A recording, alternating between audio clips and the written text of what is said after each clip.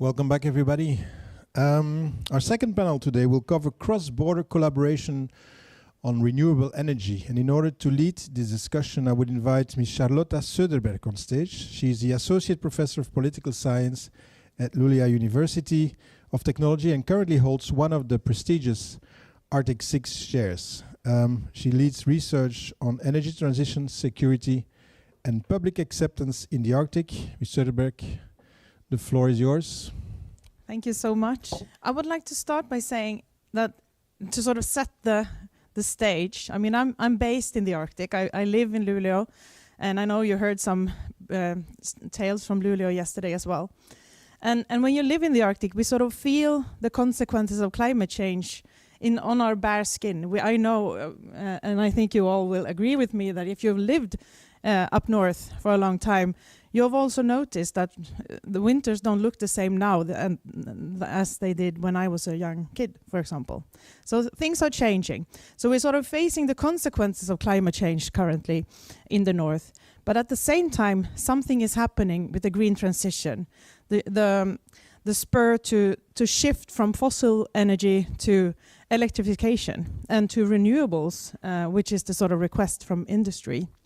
But these quests for transition to electricity means that we need a lot more electricity produced in the north.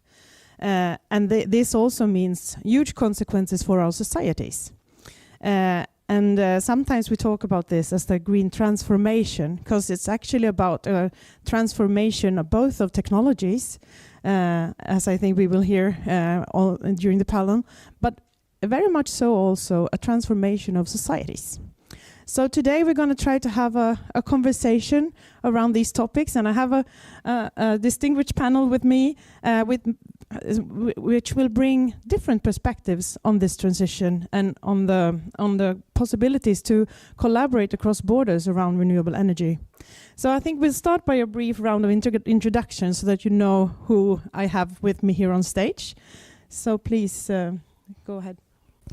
Thank you. My name is Marit Vampeim. I am the director and cluster manager of Energi i Nord. We have 50 partners from the whole of northern Norway, Svalbard, and the north of Finland, and we work to make sure or try to make sure that the energy transition creates values for societies and businesses in the north. Thank you, Marit. Monica? Yeah, my name is Monica Paulsen. I'm the cluster manager for Arctic Cluster Team. There's supposed to be a team up there. ACT for short.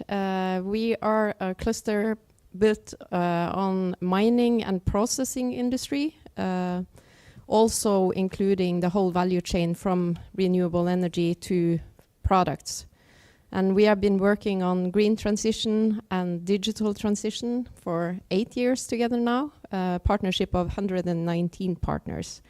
So I think we are working on one of the greatest challenges that Europe has, access to raw materials, critical minerals and metals. And we want to make sure that they can get the metals that they need that are sustainable, produced in a responsible way. And we know that Norway also are supplying Europe with 40% of ferrosilicons, for instance, and 40% of the aluminum. So we need to have this industry going, and that's the task. Yeah. Thank you. Anna? My name is Anna Krok-Rekola. I'm a professor in energy engineering at Luleå University of Technology. I'm also a Fulbright Arctic Initiative Scholar, so that's my Arctic link as well. And in my research, I mainly look at how we can get from today's energy system to meet the future society needs in the future that requires energy.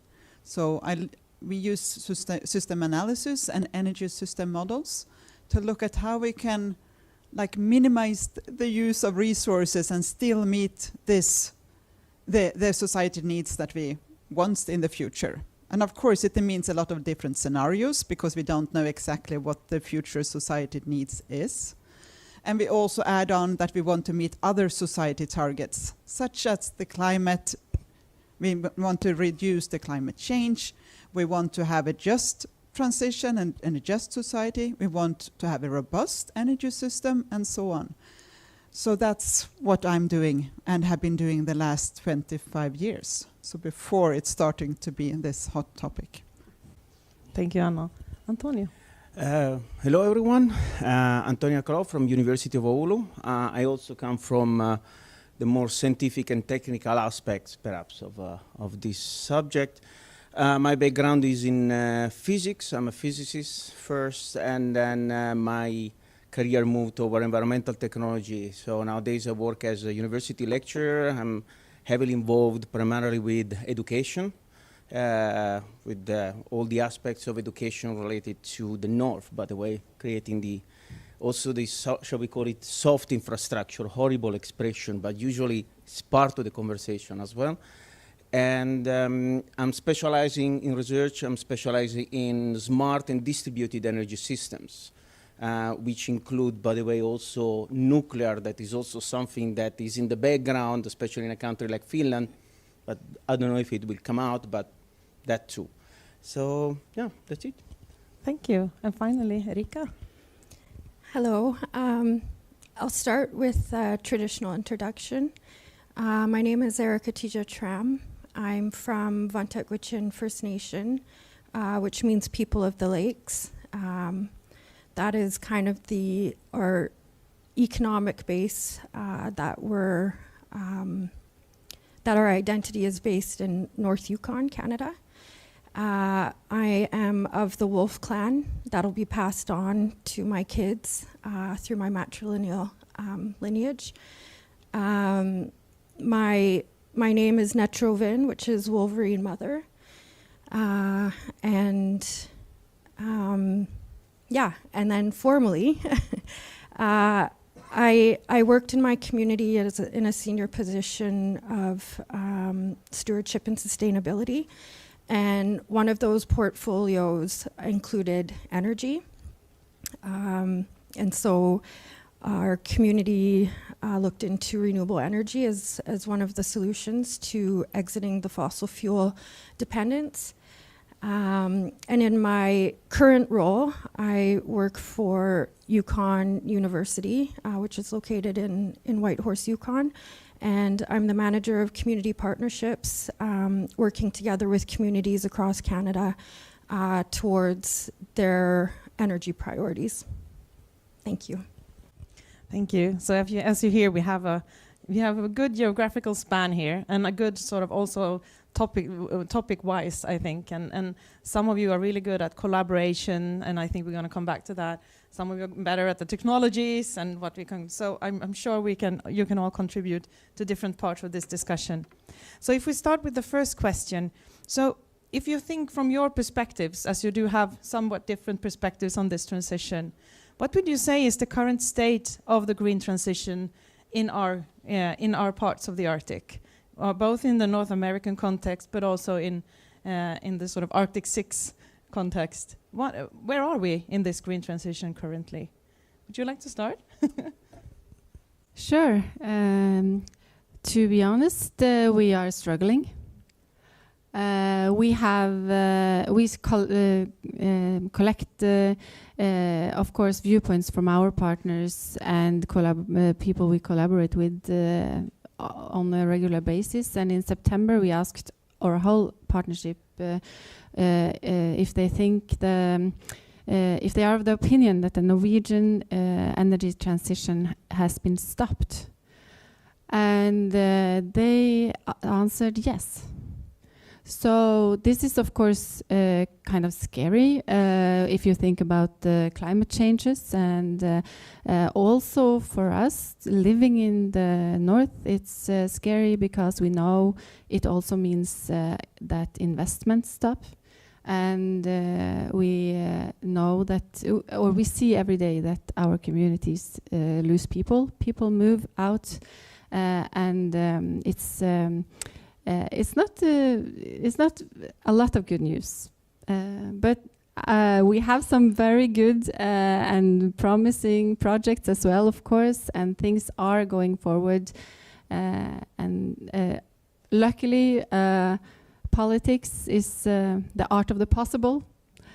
And I think we now really rely on good politicians, both in our own countries and in the EU, to set a solid and high standard for what we want to achieve for stopping the climate changes. We have several cases in the northern Norway that politics has created severe change and positive change. So I think it's both, but right now we are struggling. That is super interesting. I hope we can come back to why and what we can do about that. Monica, would you like to continue? I would agree, actually, but I would first say that I'm so proud of the responsibility the industry has taken. So we have, through the 8 years, gone from creating ideas for sustainable solutions, for carbon capture, and for building the value chains that we need for replacing the fossil fuels that we still are using to some extent, and they have really done everything they can to prove the concepts, prove the technology. So it's been piloted in industrial scale. So now we are really waiting for the incentives that make it possible to invest in this real costly technologies. And it's not to produce a better product, so they won't get it back when they sell the product. It's a societal effort to help climate and society. So I think the public sector should also pitch in to make this possible.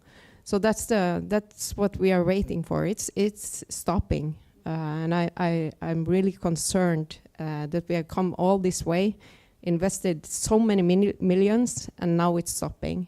So I hope we can get this back on track through collaborating with the public sector, also with universities to show what is actually needed. Yeah. Thank you. I think we're definitely going to come back to that as well. Anna, what is your take? I don't agree. I agree, yes, we are struggling, but I think what I see from northern Sweden is actually the transition is going. I mean, we have SSAB, they are going to change. They're going to shut down the blast furnace. We have Stegra, they have already built half of the electrolyzers that they plan to build. So it is really going.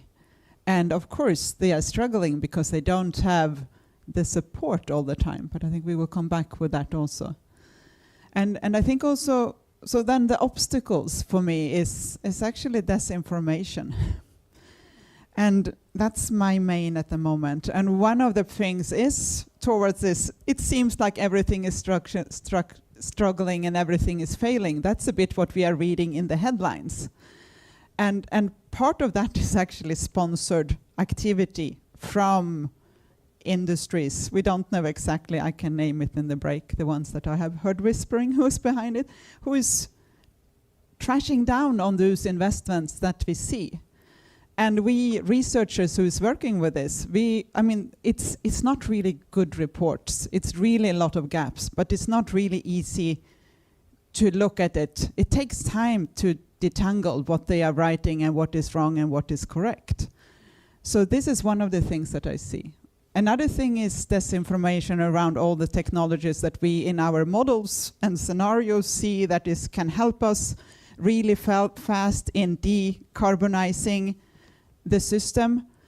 Electric vehicles, wind power, solar power, batteries, those are the ones being put down and shut down.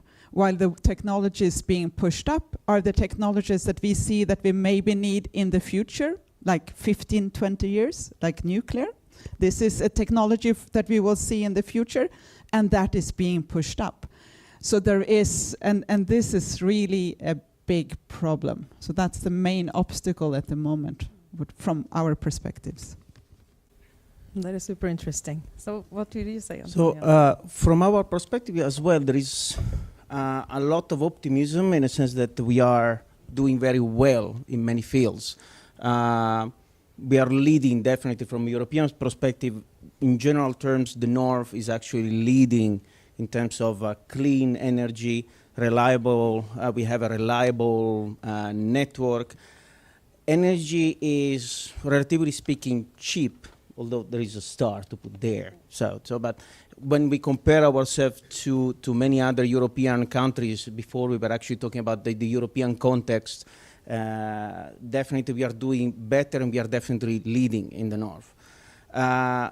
Now, the challenges usually are not technical or scientific, but what we can see is that most of the technology and knowledge that we need to do a lot more compared to what we are actually doing is already there.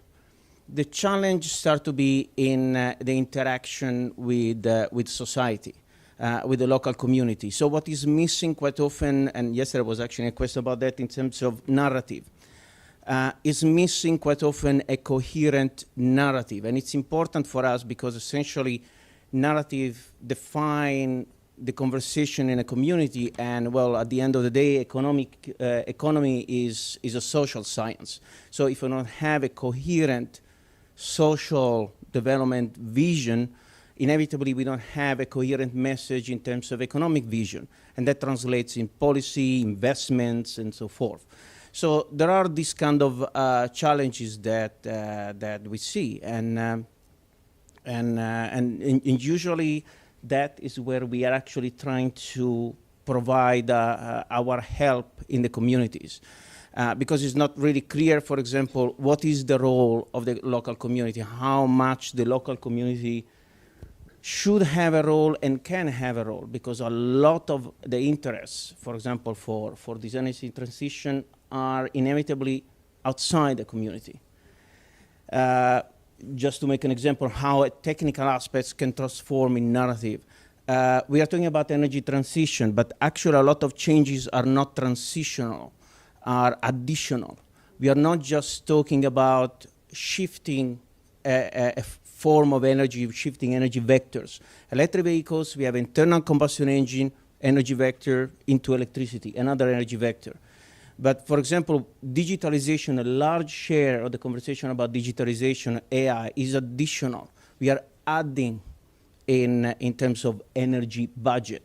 So when we go to a community and we are talking about what is the fair share that we can ask in terms of sacrifice and reward to the local community, to have a clear message of what is it that we are talking about, actually that defines a solid conversation that then provides the basis for a solid policy. So usually we get stuck there. So, and I see as a future challenge that, so.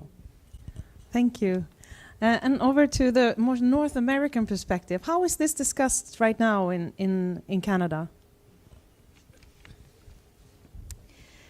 I think the Arctic, Canadian Arctic is very diverse, but I think it's fair to say that the success of the energy transition in Canada, and particularly our region, is that those projects that are led by Indigenous communities seem to be the most successful because they're informed and done collaboratively on the terms of communities.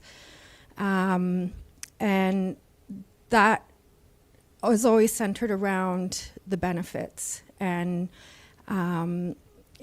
for our project in Old Crow, you know, clearly we're not contributing the most to the climate change issue, but we are very well positioned to start looking at what those solutions are. And part of being a resilient people is exploring what those alternative realities could look like and how we can incorporate them into our larger efforts. And I have to say, like, since the 90s, and it's coming from our elders who are not technical, they're not, you know, they have no formal education, but they are telling us, you need to go and explore alternative energy this reliance on fossil fuels and flying them into our community to power our community is not in alignment with how we live and how we coexist.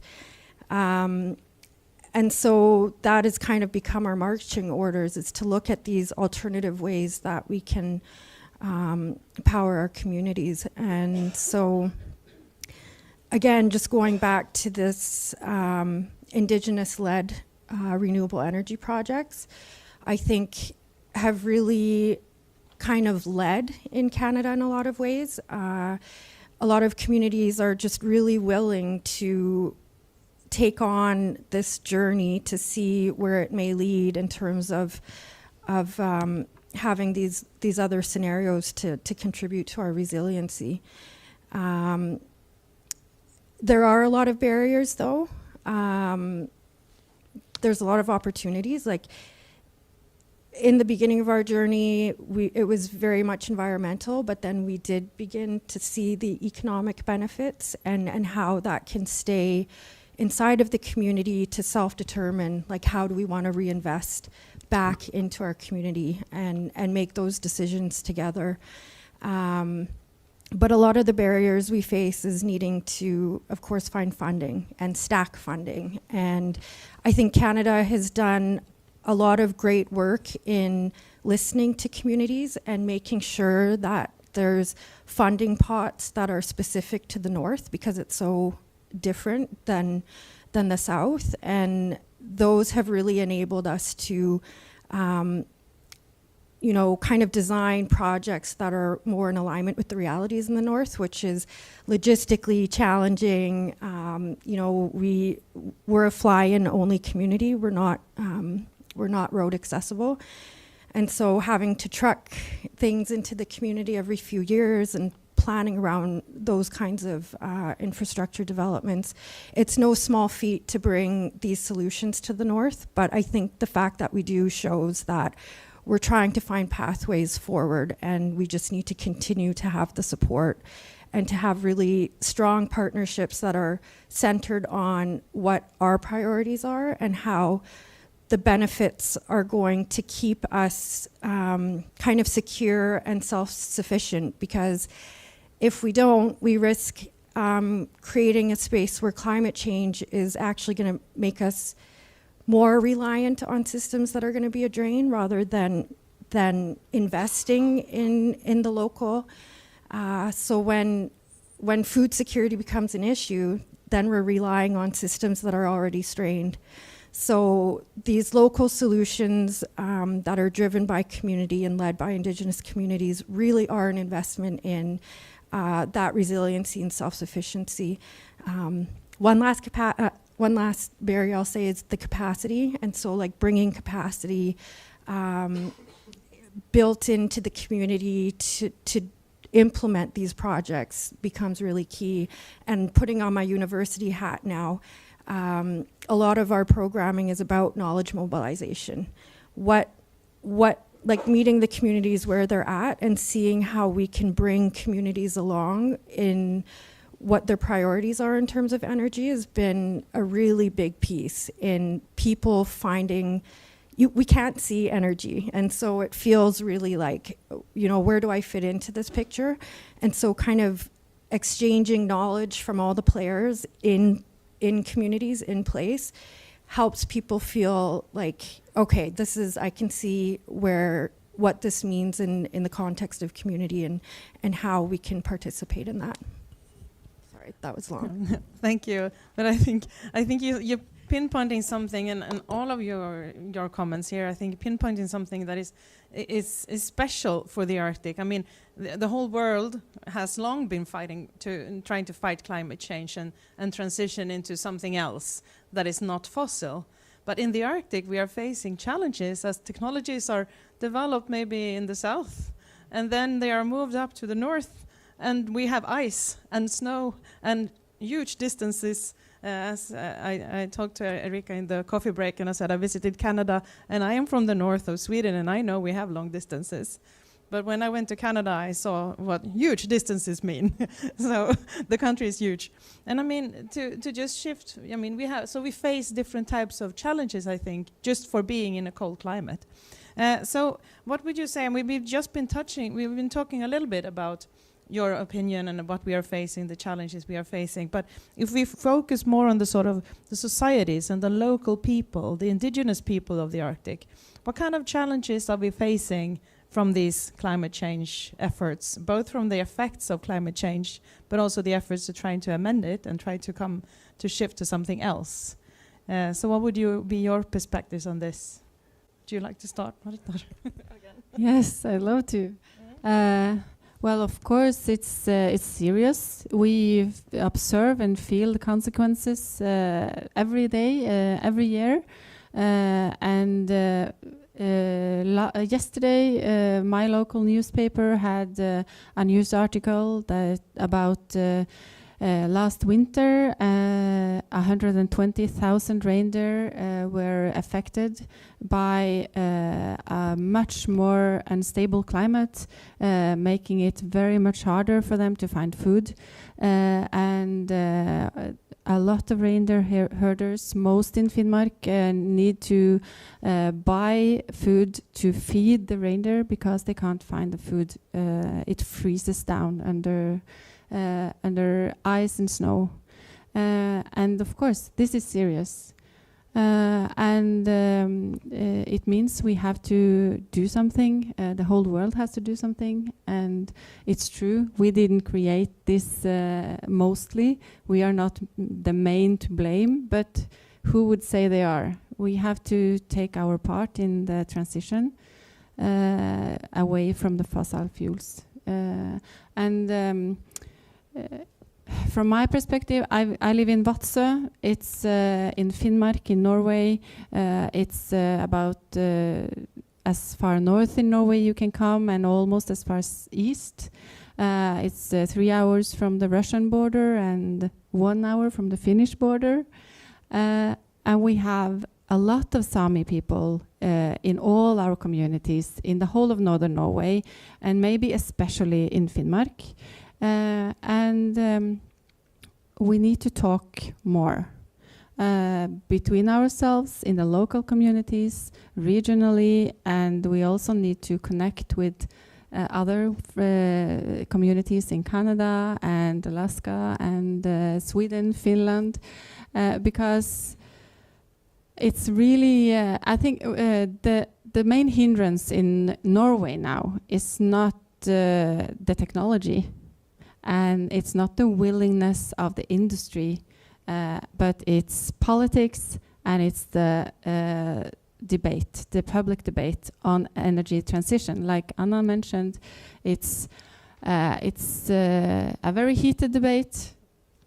It's hate flowing from all sides. Sami people talk about that every time they raise their hand and say something, they get hate and threats. And even industry leaders and industrial workers who talk about this get hate and threats.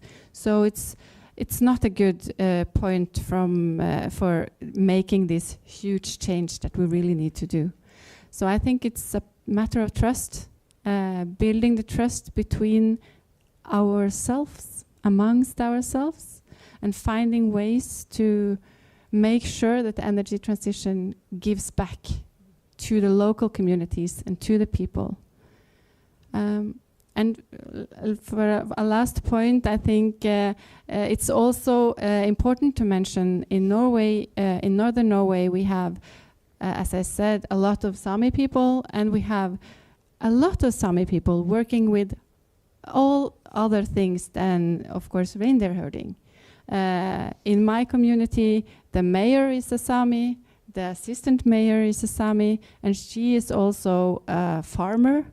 And our mayor is a journalist.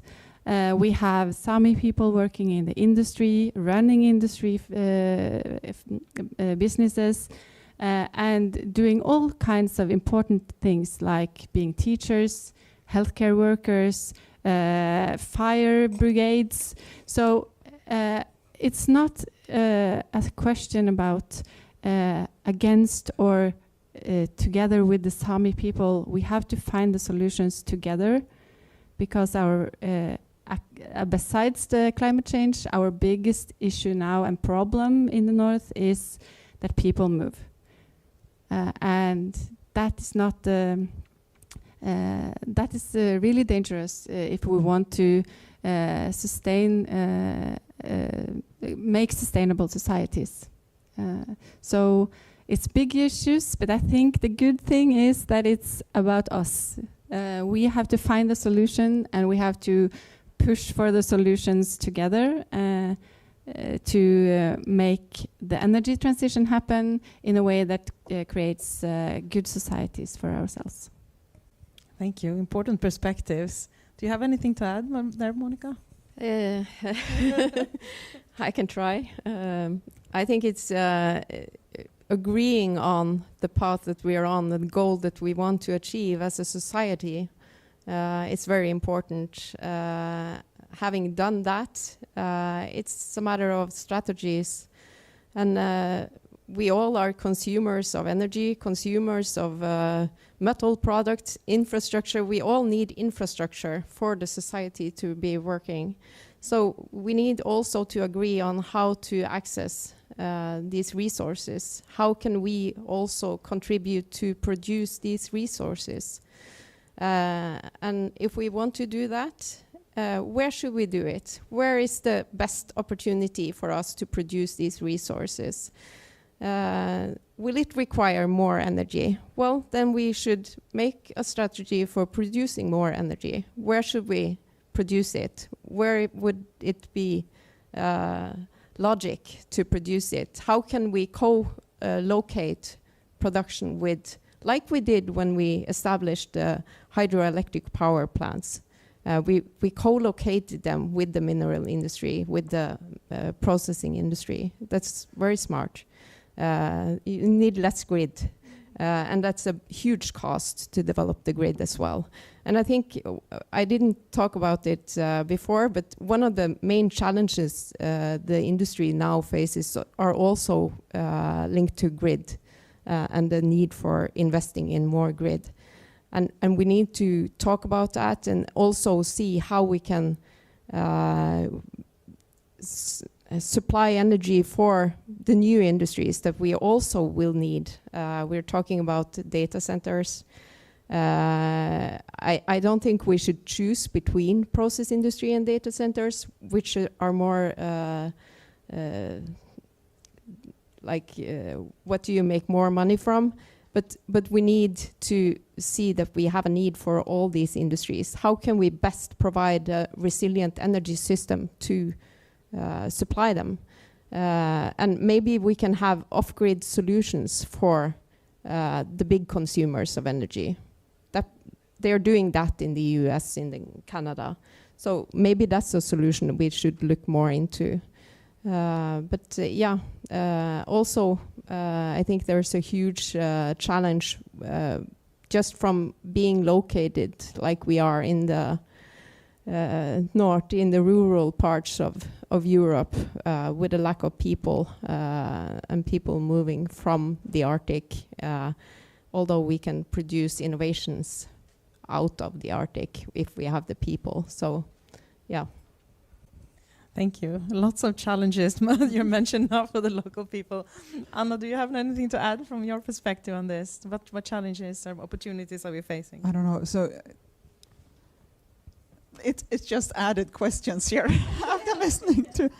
I think what we need is discussions, open public discussions. But as Marit pointed out, it's really difficult to have them because it is about what we want. It's not like things are just happening and we can predict what will happen. We can actually choose what we want to do. And we can choose what are the needs for the future in terms of data centers and so on. But the discussions are tricky to have. We can also choose how much wind power to have. Because what we are saying, just because I said it was disinformation around wind power, doesn't mean that we should have wind power everywhere. We need to discuss where to have it and where to not have it. But this was not what I was going to say. So now we were obstacles. Like the obstacle of the I think one of the things is we saw earlier today Kiruna. It's a building, what do you call it? Building place, construction place, the whole city. And that's pictured maybe not as much, but many other municipalities in the north looks a bit similar. A lot of things are being built at the moment. People are moving up, moving down. We need to, there is an uncertainty in what will happen. And everyone, then when I go out and talk with industries, we had a study some years ago going out interviewing all the different players in between the iron ore and producing cars and trucks. And everything that they were saying, what we need sustainable societies. And in the same time, and another findings was the municipalities up in the north, they do a lot. They really twist their arms in order to get this going. But they don't have the full support from the south. And all the capitals are in the south. That's where the decisions is taken. And they don't fully understand really what is happening up there and what are the needs, and they don't prioritize it. So I think that is really a big challenge. But something positive, I just want to add that one as well. I'm so happy for the previous panel with this culture, because if it's something that I see is also happening, even if they have all these other things, they actually put a lot of effort into culture. I moved to Luleå 20 years ago, and me and my Persian colleague at LTU, we were saying like the travel Luleå have taken since we moved there, like a really masculine, heavy industry town, ice hockey city, to what we have now with the culture house, a lot of invest in free concerts in the restaurants and so on. It's amazing to see how the city has become more female and what that means, that they were very well expressed in the previous panel. So there are positive things. That's good to hear. Do you have anything to add on this? Just perhaps to add the technical side of this conversation, where technology actually end up touching the social aspects. One of the problems that we see is that usually this system have national or macro region level inputs, but the repercussions are local. So, for example, we might have a strategy in Finland of what is the percentage of renewables we want to put there. So nowadays, I think we passed, if I remember correctly, 8 gigawatt of wind power capacity installed in Finland, which is, roughly speaking, the power budget of the country. But what it means in practical terms is that you have enormous variation and volatility, for example, in energy prices, or enormous stress on the network, which translates for the local community when you live on the edge of the system. So when you have longer distances, smaller communities. So essentially you are a network and you are on the edge of it, which means that the system cost level tend to be more expensive in those communities. Regardless if there are wind power capacity installed in municipality or not, the system level costs tend to be higher. So that is already one challenge that has to be explained to the local community to actually take action. And then on the social side, the conversation then translates in fairness and justice when we are talking about energy transition. And that things get beautifully complicated, intellectually speaking, because it's not really clear, for example, who is going to pay and who is going to take charge for developing the infrastructure at the local level, when so much of the stress is defined by choices that are made outside the municipality. Because you might have a national strategy you put there, 2 gigawatt of wind power that is based on an extremely reliable network once they install the wind turbine. But the volatility in the energy prices is at the national level. So that is where we usually end up working with economists and social scientists, because that is where technology stops and is informing the local debate for communities. So. Thank you. Very important perspectives. So as we heard now, we can learn both from history and maybe from other parts of the world. So do you recognize this? Are these challenges similar Are opportunities similar in the Canadian context, or do you see different perspectives? Yeah, I think I'll maybe add 2 different perspectives. So I don't have to get into what all the climate change consequences are. I think we're all familiar with them.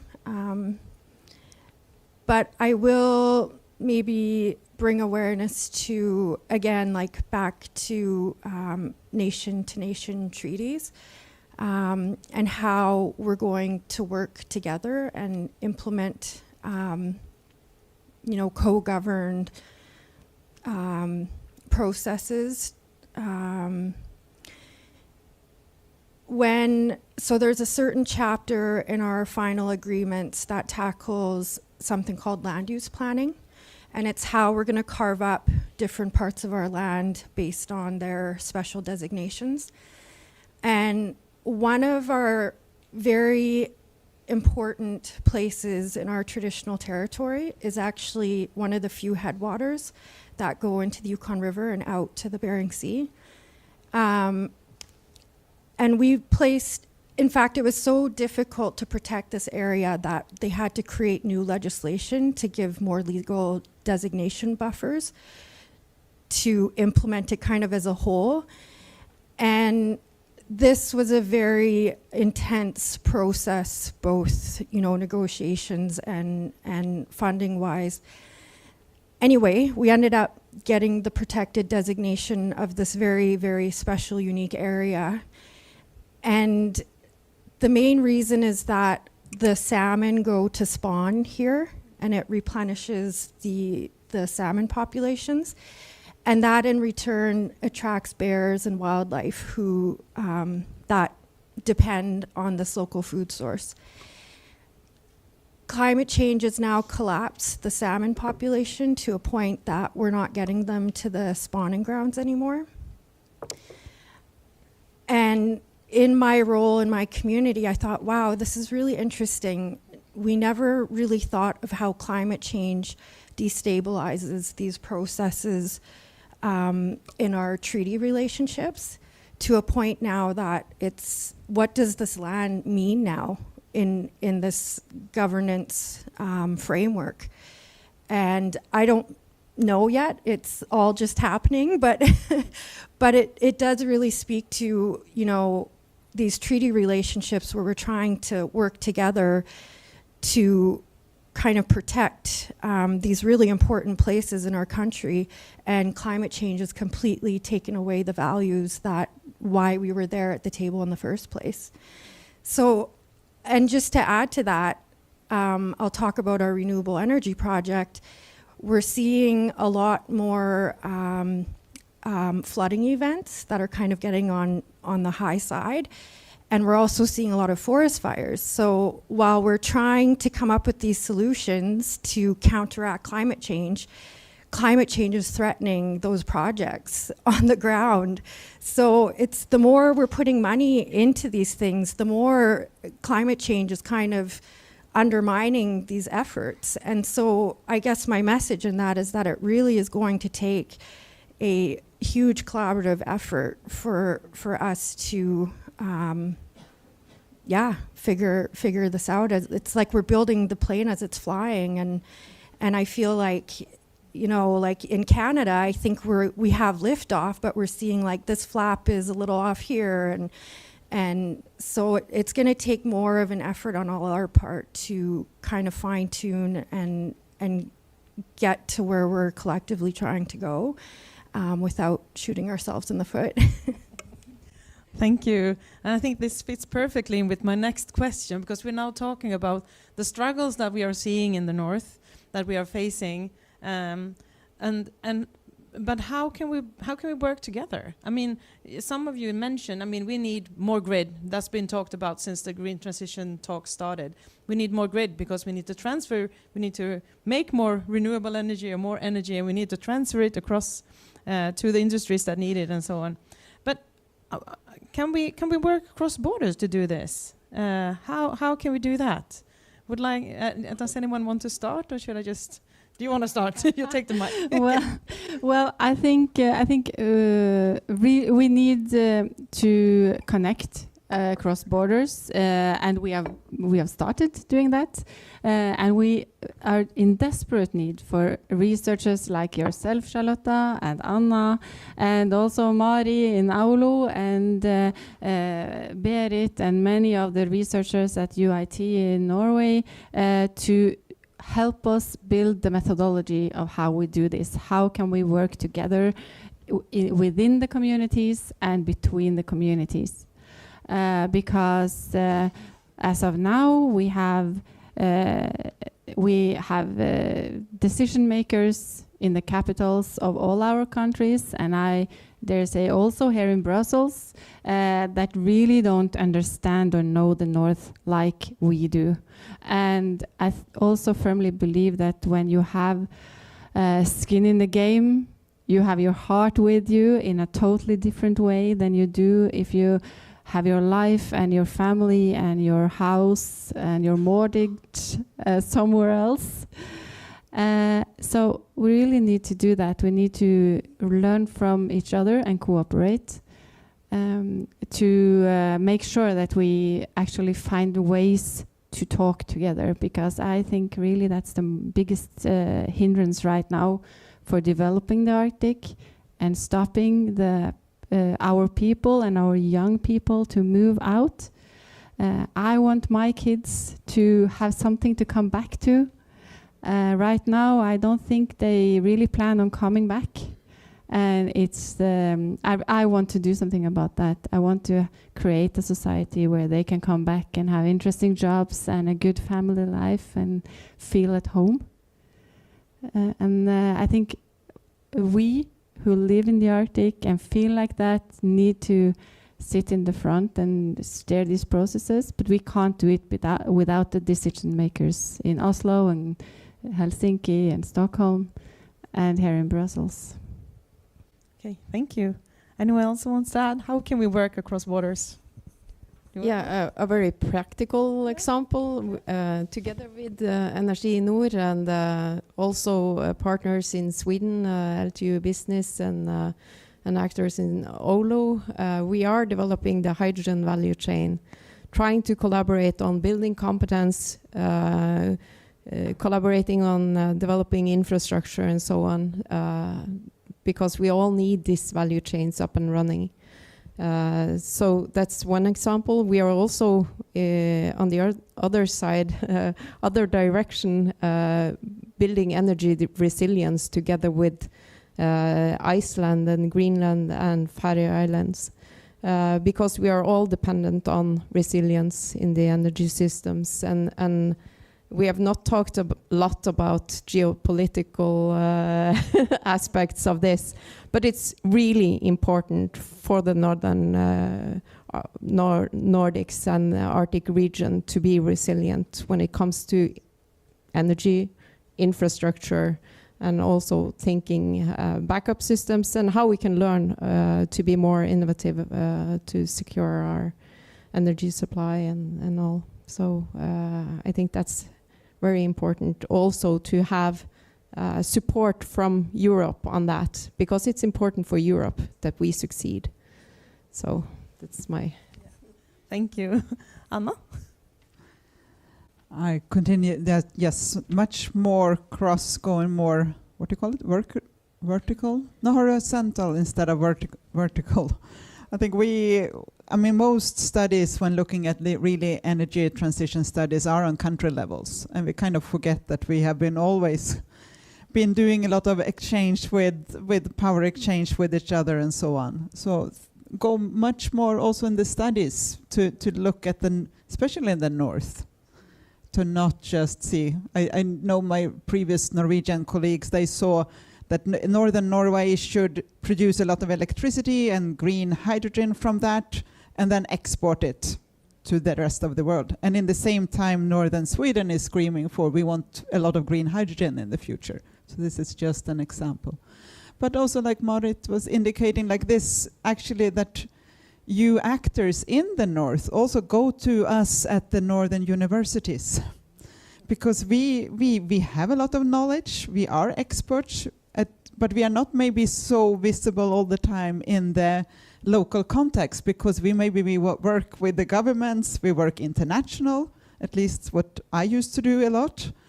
So I was not so visible at the local scale, while at the same time I sit there with competence also living in the north, like you said. We have the experience of actually being in the transition. So I think we can contribute a lot, and I nowadays do as well, but that's a kind of a message. Talk with your local researchers and see what they can do. Thank you. Antonio? I agree with everything has been said so far. I added a technical aspects to it. Should we actually cooperate in between countries? Yes, because we can, because we should, because it's a more interconnected network, is more flexible, which means yes, is more resilient, but also means that is more economically efficient, which means it opens the door to a potentially cheaper electricity, everything else being equal. If you actually rely on an energy system that is massively dependent on non-dispatchable, variable, renewable energy sources, the capacity to import and export translates almost directly in the possibility to access cheaper electricity. The second aspect also is that it's efficient. There is a problem, and it's a problem that we are having in the energy system. It takes 2, maximum 5 years to deploy renewable energy resources, but it takes 10 to 15 years to develop a large-scale transmission infrastructure. So even if we start now, there is a time gap between these two infrastructure, which means if we are more efficient in deciding to who we connect and how, we can to some extent reduce this time gap. So the social conversation, the community conversation there gets complicated though when we are talking about this cooperation, because again, it's technically feasible, it's perfectly functional. But the problem is that the economic conversation is completely outdated. So nowadays we are talking about energy independence quite often, while we should talk about energy self-sufficiency. That is not exactly the same because we are actually relying on an exchange with our neighbors. But in the moment I actually improve the infrastructure to exchange in between countries, then the conversation at the local level start to be like, well, why we should actually spend money to deploy resources in another country. It's considered import or exports of energy, and is not automatically translated in something that it's actually resulting in a more resilient and economic efficient system at home. So the debate gets complicated. So it's more like a political, social level conversation rather than technical, technological. So, Thank you. And I think I'll pose the question differently to you, Erika, because I know that you have this project. So as we in the Arctic 6, we are trying to fulfill these wishes that we are trying to actually connect all of the actors in our countries and in our parts of the world to work together to actually create better, more resilient energy systems and more efficient. Do you have anything? What can we learn from you? How are you working with this?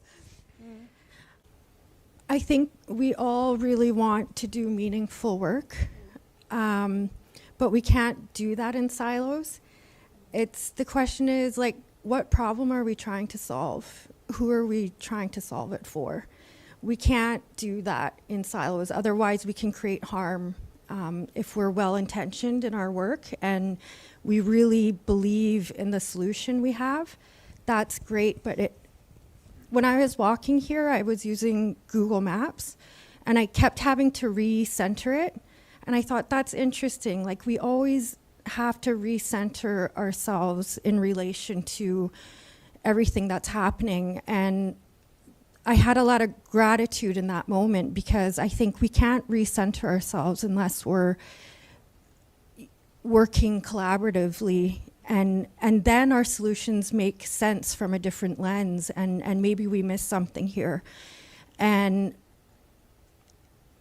I come from a community where we have a lot of research coming in, some of it's super abstract and it's kind of like we don't know what to do with that. But a lot of it, there's a lot of opportunity for us to make real change in, I'm not a researcher, but I work with researchers and I really don't understand academia, but I'm thankful for it.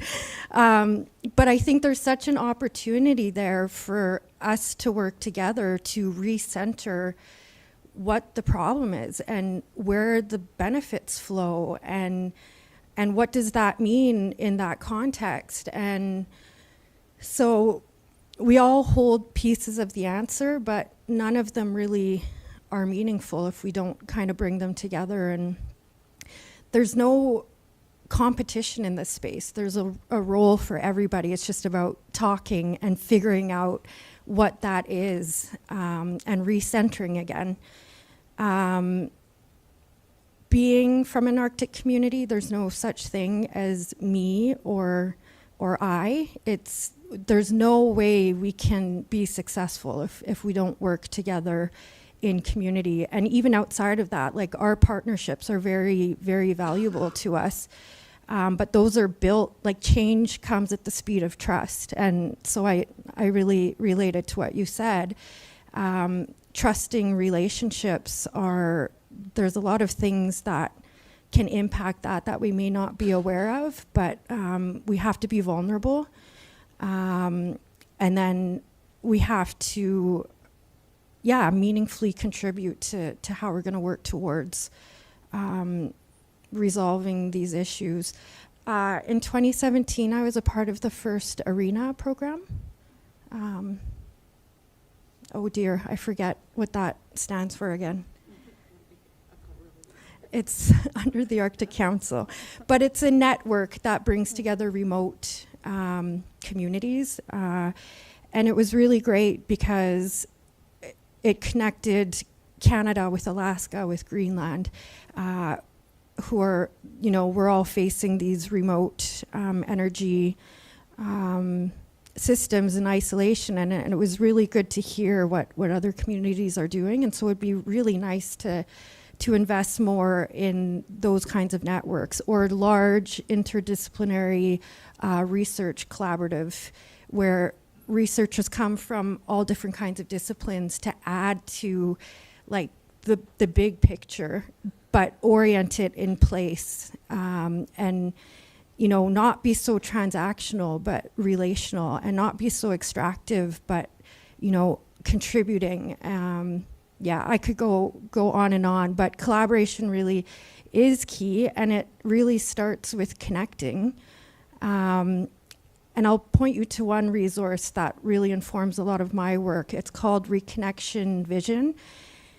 The chiefs in the Yukon came together, and this climate change issue impacts us all.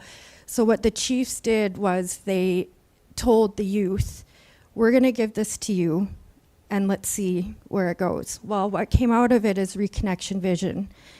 And it actually became an election issue territorially. We had a territorial election. And at almost every debate forum, this Reconnection Vision came up as an election issue. So, it's about connection. Thank you. Yeah, go ahead. I really love to hear that, and I so agree with you. It's really nothing happens without people connecting and people starting the change. And I think what we have been working on in my work the past 2 or 3 years is just doing that, connecting with connecting our partnership in Norway with partners in Sweden like LTU, and in Finland with the Oulu, both Business Oulu and the Oulu University, and a lot of other businesses and people who work with the same problems as we do, but with different perspectives. And I'm so glad, Anna, that you didn't agree with my dark outlook and that it's more positive in Sweden. I think we can learn a lot from the Swedish example. And we have some really good examples in Norway also, but we tend to forget them really. For instance, I could even tell it as a fairy tale. Once upon a time, we had a Norwegian Minister of Transport named Knut Arild Hareide. He decided that the new ferries from Bodø to Moskenes were going to go on hydrogen.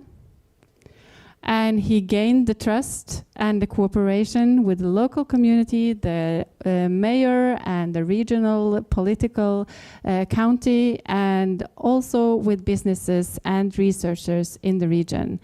And this was actually not this far ago. It was in 2020. And now the company called GreenH are actually building the hydrogen factory at the seaside in Bodø, right by the airport that you saw the picture of earlier. They are going to produce hydrogen to the complete new ferries that will transport people, tourists, inhabitants from next year, we hope. So it is possible. Yeah, but it really requires people who have a vision and who creates action out of the vision. And I think that's the key point, that we have to find our mission and work for it and connect with people who we share visions with, and of course make it into action. Thank you.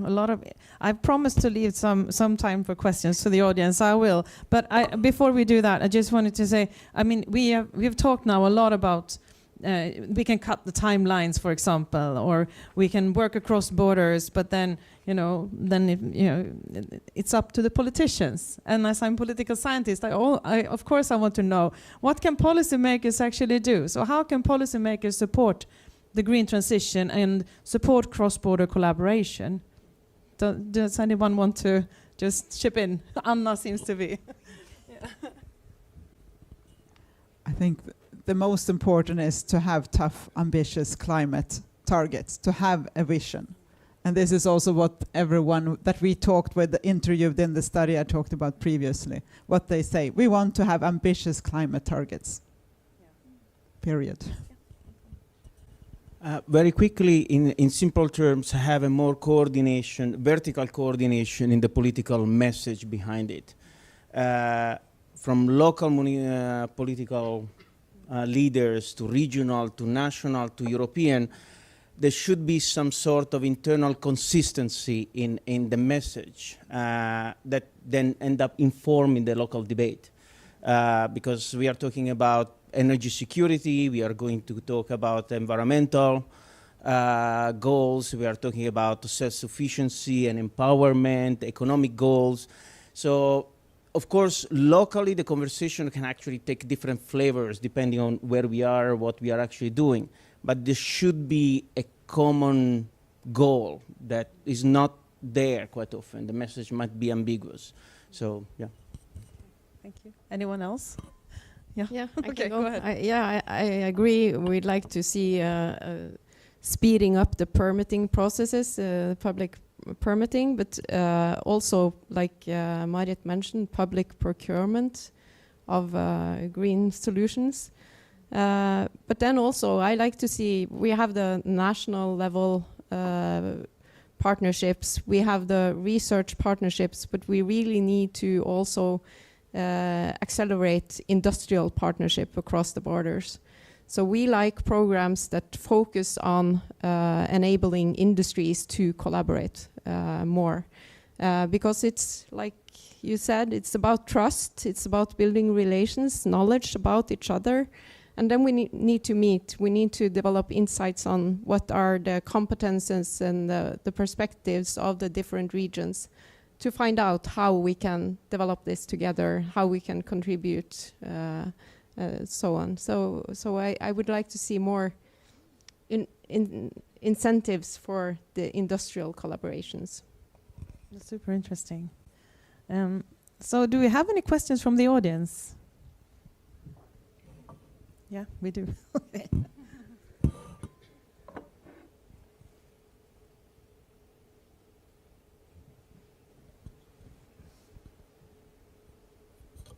Hi, everybody. Hi. Yeah. Now you can hear me. Najam from West Finnmark and UIT. First of all, to Anna and Marit, that we in West Finnmark share the same sentiments about policymakers in the south not understanding our ground realities in the north. And my question is to the panel that how energy projects, for example, renewable energy projects can be collaborated in the north. For example, we in all the coastal communities in the north has huge potential for example, wind power and solar as well in the summers. But I feel that those companies which are coming to invest over there, they are not offering anything to the local people, and that's why we have a law in Norway that we have to ask the people, and when we go to the people, when they don't get anything, any benefit from these companies, so why would they allow them to use their resources? So how can it be achieved and how can it be collaborated? For example, Northern Finland is struggling with energy in the winter, so how can it be benefited or make it benefiting to both the countries and the regions? Thank you. Thank you. Who would like to respond? I would love to. Of course, I think this is also a question back to the trust. It's not only the politicians that have the responsibility to build trust in a society, it's also the industry actors and the businesses.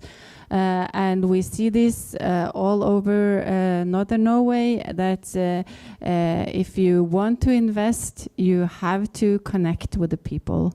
And it's not only renewable energy anymore. It's for oil and gas, it's for traditional industry, and it's even for roads and anything that takes something away from the local communities. So we have to build trust between the companies and investors and the local.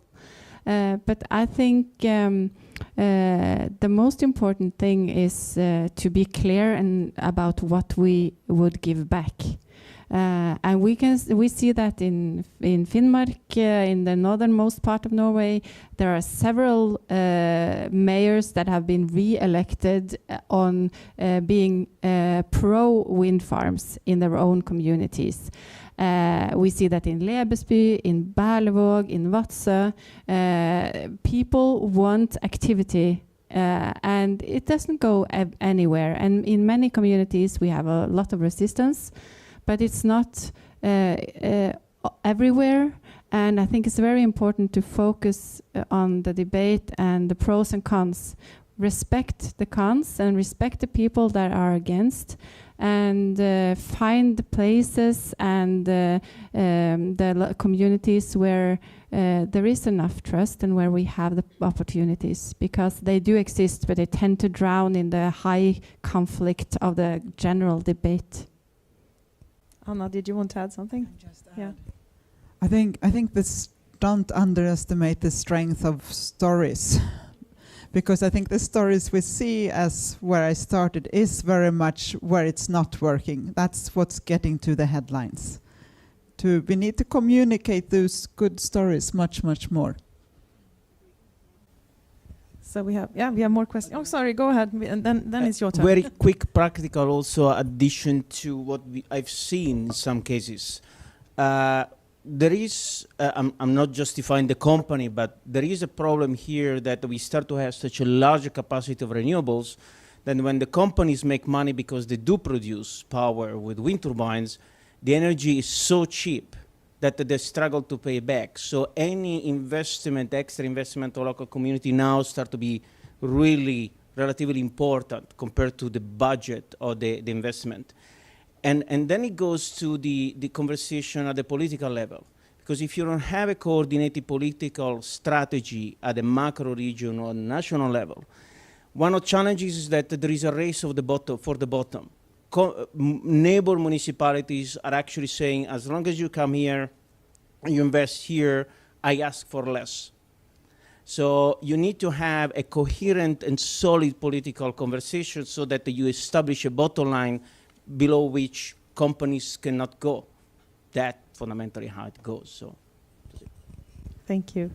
Did you want to add something more before we Just last wanted question? to quickly add that for communities in the Arctic, it's rarely about renewable energy projects. It's about energy sovereignty, and it's about energy justice. And so that narrative has to shift a bit. And I like your comment about stories. And I think, yeah, we need to recenter that narrative to bringing everyone along in the energy transition. Otherwise, we're perpetuating the same systems that exclude and harm a lot of people. And I don't think that's what we want this alternative narrative to be again. So from an energy justice and sovereignty position, I think that's really what it's about. I know in my community we're not talking about emissions, we're talking about socioeconomic projects that are going to help move not only the dial on climate change, but also health and well-being. And that's what these projects have to offer to communities, and we shouldn't put that away just because we can't put a dollar figure on it, but the spin-off benefits from it can really change it could be the difference between a healthy home that keeps families together and having interventions that that can create more issues. So I think we need to see this kind of on a human rights level as well. Thank you. We have time for the final question and then some very short answers. Which are really good at getting the last word. This question is for Erica Tijitram. You mentioned when you were talking about silification and community connections, and then you mentioned the ARENA program, the Arctic Renewable Energy Networks Academy, which I'll kind of tout a little bit here because we have the chair of the Sustainable Development Working Group, where that program was housed, and of course, which in Council International was a co-lead of that project with Russia, the United States, Canada, and Iceland. We're just wrapping up our SDW, the ARENA 2 now, but as a participant in ARENA 1, what ways do you think that program could have been improved?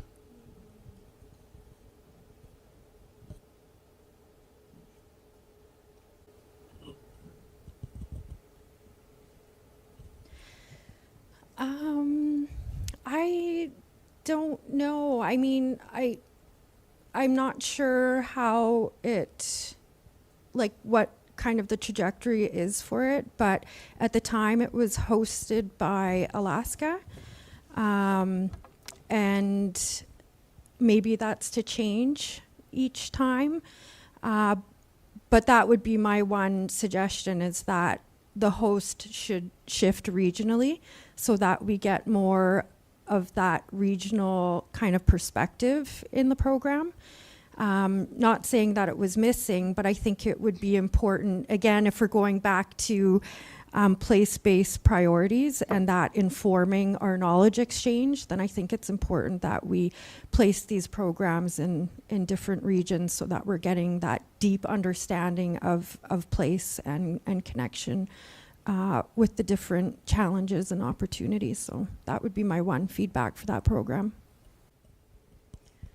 Okay, I think our time is up. So I'm very happy to have all of you on my panel, and I think we've touched upon some of the most important and pressing issues, and some darker outlooks, but I think we also saw some positive ones as well.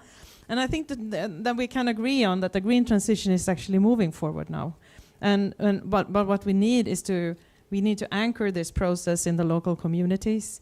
We need to collaborate, both the actors in the Arctic, but we also need the support of politicians to make the right decisions, to listen to the needs, and to support this development when we move forward, to make sure also that the local communities actually benefit and that they don't have to take the whole investment cost by themselves. So some kind of burden sharing for this. But thank you so much to my panel and to the audience. Thank you.